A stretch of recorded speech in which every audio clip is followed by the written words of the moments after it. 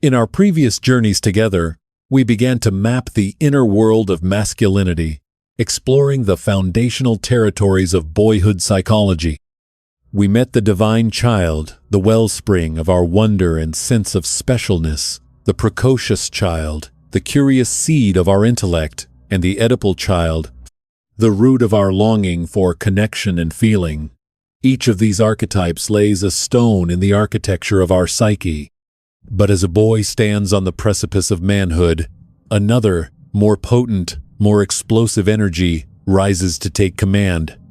It is a firestorm of change, an irresistible drive to break away, to define oneself, and to meet the world on one's terms. Today, we walk directly into the heart of that storm. We will explore the final and most climactic of the boyhood archetypes, the blazing bridge that connects boyhood to manhood. We enter the realm of the hero. To truly understand the power and the pitfalls of the hero, we cannot simply analyze it as an abstract concept. We must feel it.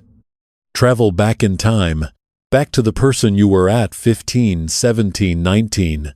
Do you remember that feeling? A restlessness, a thrumming in the blood. It was a hunger not for food but for experience, for freedom, for recognition. The world of your parents, once the entirety of your safe and warm universe, now began to feel constricting, like a shirt you had outgrown. Their rules, their advice, their loving concern began to feel like the bars of a cage. You started to demand more and more privacy, more autonomy, more trust. This was not rebellion for its own sake.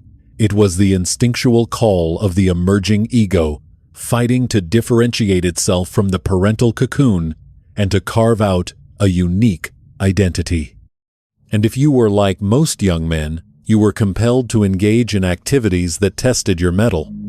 Perhaps it was mastering a sport, learning a difficult instrument, or embarking on slightly reckless adventures with your friends. You wanted to prove to the world, and more importantly, to yourself, that you were man enough, that you possessed the courage, the skill, and the resilience to face whatever challenges came your way. You wanted to find out what you were made of. A few years ago, as I've shared, my wife Kate and I visited a swimming hole in the forests of Vermont. The water was deep and cold, ringed by towering granite cliffs, a perfect place for cliff jumping. As we swam, a group of teenage boys arrived. They scrambled to the highest point of the cliffs and, one by one, launched themselves into the deep green water below. Each successive jump became more daring, more elaborate than the one before. There were flips, twists, and perfect swan dives. They yelled, they challenged each other, they celebrated each successful landing with triumphant shouts that echoed through the woods.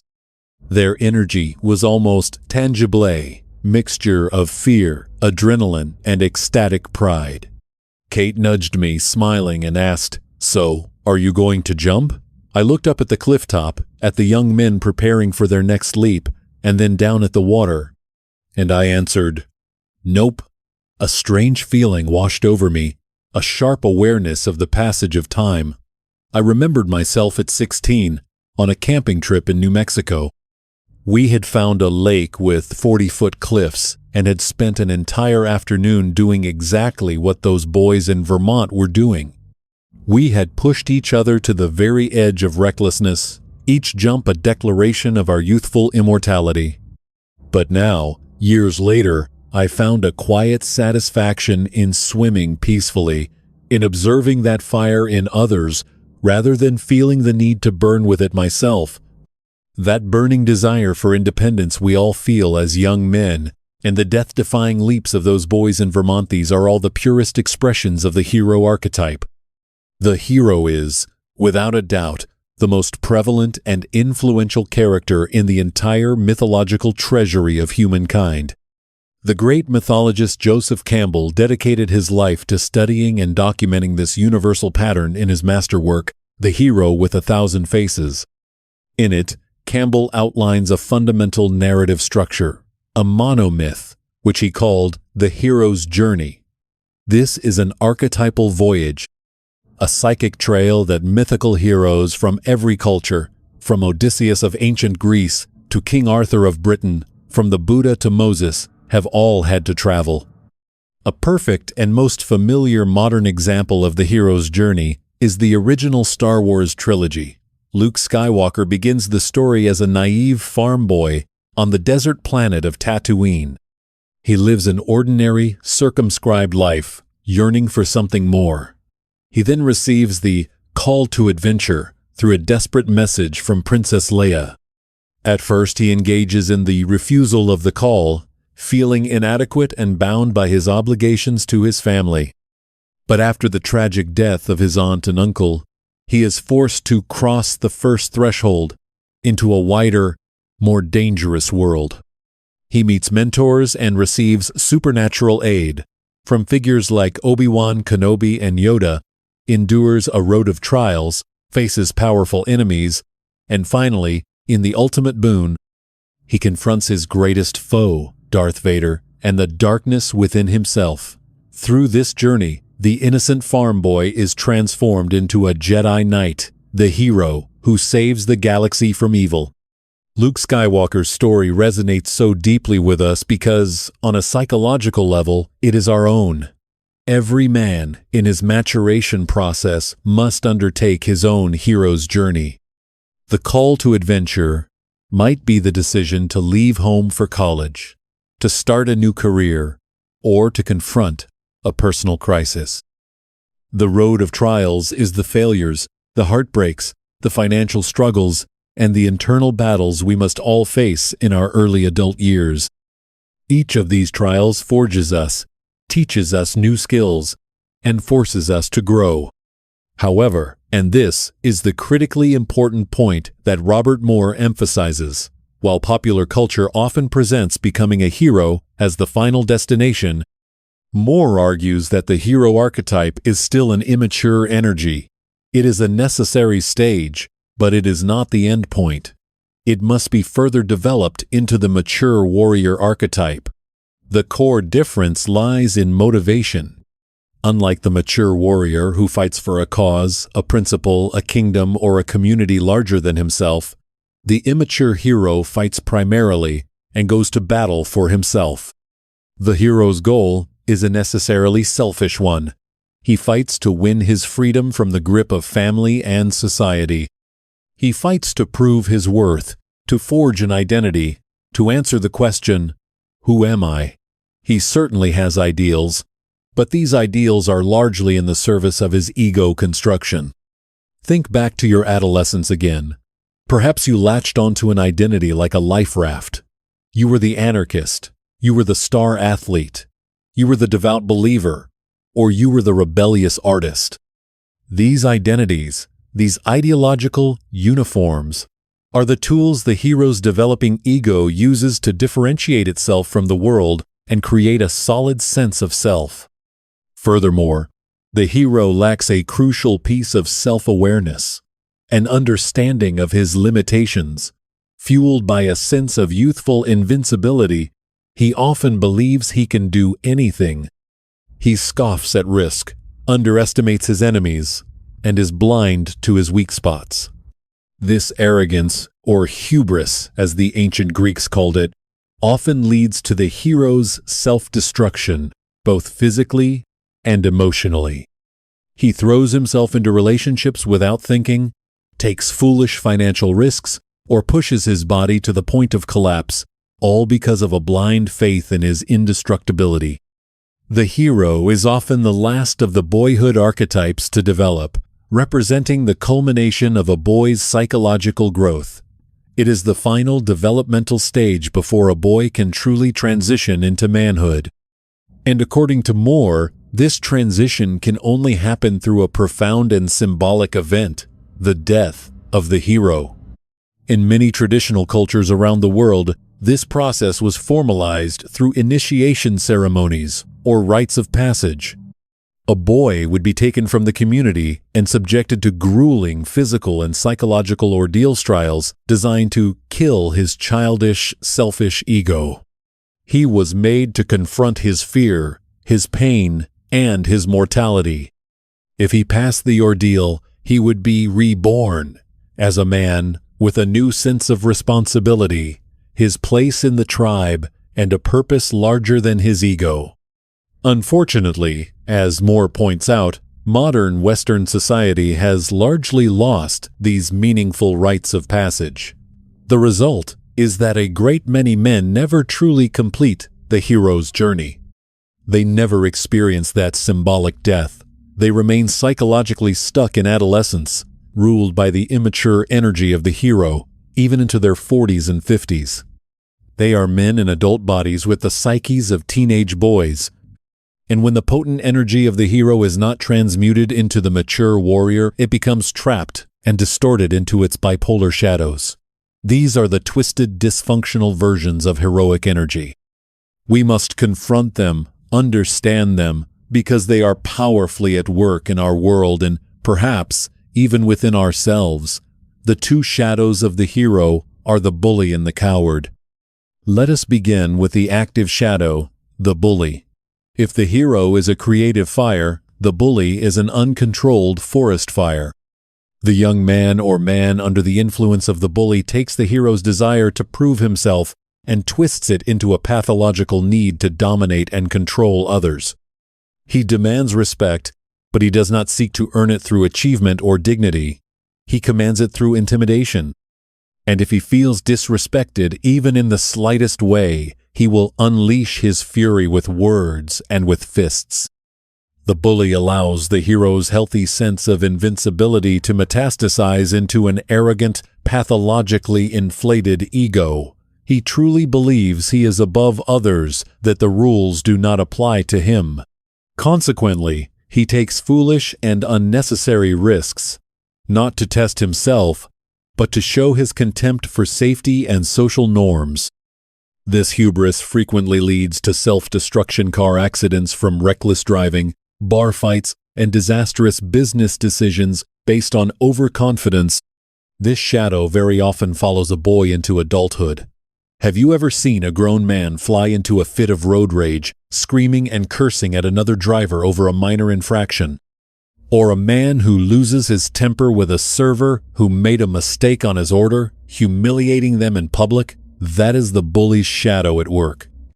The man, still haunted by this shadow, W believes he is superior, and when his inflated ego is threatened, that is, when the world does not immediately and perfectly cater to his demand, she loses control and throws an infantile tantrum.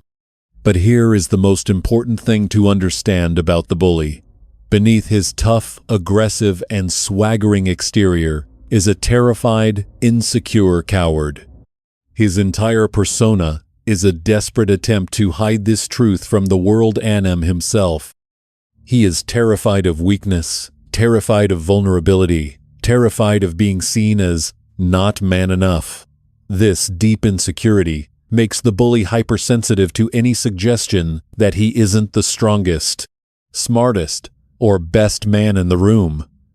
It is this fear that makes him lack the confidence to integrate any energy he deems feminine into his life. He scoffs at meditation, introspection, or emotional expression as girly stuff. He builds a prison of toxic masculinity around himself and locks himself inside, cut off from the very qualities that could heal and complete him. On the opposite pole of the shadow spectrum, we meet the coward. If the bully is the overexpression of heroic energy, the coward is its complete deficiency. He is the passive shadow. Lacking the hero's core of courage, the boy or man under this shadow's influence avoids all confrontation. Whether the conflict is physical, intellectual, or moral, the coward cannot stand up for himself or for what he believes in. He is the ultimate conformista boy who always goes along with the crowd, who lets others tell him what to do and what to think. He is terrified of disapproval, terrified of rocking the boat, and horrified by the prospect of rejection or criticism. Even when fighting back is the right and necessary thing to Dowen, he sees a friend being bullied. When he is faced with a clear injustice, he will run away or stay silent. And afterward, he will try to rationalize his choice, telling himself it was the smarter or more mature thing to do, that discretion is the better part of valor. But deep down, the boy possessed by the coward shadow cannot even convince himself with his excuses. He despises himself for his spinelessness. He knows he is a doormat, and every time people walk all over him, a little more resentment and bitterness build up inside, like pressure increasing in a sealed boiler. And this reveals one of the most dangerous psychological dynamics. The coward and the bully are not two completely separate entities. They are two sides of the same coin. The man who lives as a coward, swallowing one humiliation after another, will let that resentment simmer inside until it reaches a boiling point. And then, often over the smallest provocation and directed at a weaker target, he will explode. The pressure is released in a disproportionate, volcanic fit of rage. The coward, for a moment, becomes the bully. The employee who is obsequious to his boss all week may come home and scream at his wife and children over a trivial matter. The man who stays silent when someone cuts him in line may turn around and curse at an innocent service worker. It would be far better for him, and for everyone around him, if he learned to deal with conflict in a healthy, principled, and timely manner, like a true warrior. So, how do we successfully integrate the hero archetype? How do we retain his fire, his courage, and his drive without falling into the arrogant trap of the bully or the paralytic fear of the coward? This is perhaps one of the most difficult challenges in a man's development, because it requires a delicate balance. There is an inherent tension between the energy of youth and the wisdom of adulthood. On the one hand, young people, in their black and white idealism, often look with contempt on the compromises, the caution, and the play-it-safe attitudes of their elders. They see it as weakness, as selling out. On the other hand, adults often shake their heads at the foolish risks and unrealistic idealism of the young, certain that they will grow out of it when they see how the real world works. The truly integrated man, the mature warrior, must learn to walk the narrow path between these two extremes. He must retain the hero's idealistic fire, the belief that the world can be better and that he can play a part in making it so. Without that fire, he falls into a cynical apathy, a psychological state that makes the quest for greatness seem both impossible and worthless. Cynicism is the poison that kills a man's soul. At the same time, he must learn the lessons of maturity. He must understand his omitations, the limitations of others, and the true nature of the obstacles in his path. He must replace the hero's arrogance with humility. He must know that he cannot save the world alone, and that real change is often slow, arduous, and requires patience and collaboration. He cannot bring about real change if he is blinded by his naivete. The journey of integrating the hero is the journey of turning a crudely forged iron sword into a masterfully tempered and wielded weapon. The fire and hammer of the trials on the hero's journey have given the blade its shape, but a blade by itself is useless, even dangerous.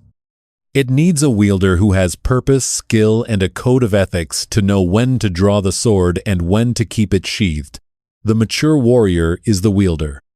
So, as we close this deep exploration of the hero archetype, I invite you to reflect. Look back on your journey. Can you identify your call to adventure? What trials have forged you? More importantly, look at your life right now. Do you recognize the voice of the bully-thee compulsion to win every argument, the anger when you don't get your way? Do you recognize the presence of the coward, the silence when you should speak? The hesitation when you should act? Recognizing these shadows is not a cause for self-judgment. It is an opportunity for self-awareness. It is the first step toward reclaiming your power from them. The final lesson of the hero is this: his strength and courage are not ends in themselves. They are tools. They are the raw energy that must be harnessed and offered in service to something larger. The question that every man must answer as he completes his hero's journey and stands at the threshold of maturity is not, "How can I be the strongest?" but, "In service of what will I use my strength?" The answer to that question will determine whether he remains forever trapped as an adolescent hero, or whether he will step forward on the path to becoming a warrior, a magician, a lover, and finally, a king in the kingdom of his own life.